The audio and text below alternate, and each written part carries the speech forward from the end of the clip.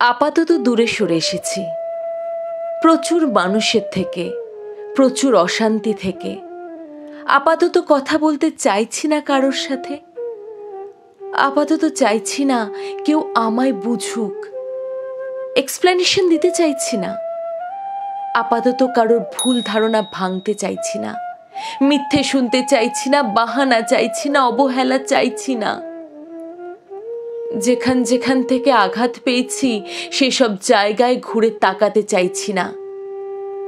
আপাতত নতুন করে বিশ্বাস করতে চাইছি না, ভরসা করতে চাইছি না। একটু ভালোবাসা পাওয়ার লোভে দরজা ও দরজায় হাত পাততে চাইছি না। আপাতত দূরত্ব চাইছি অনুভূতি আর মানুষের থেকে।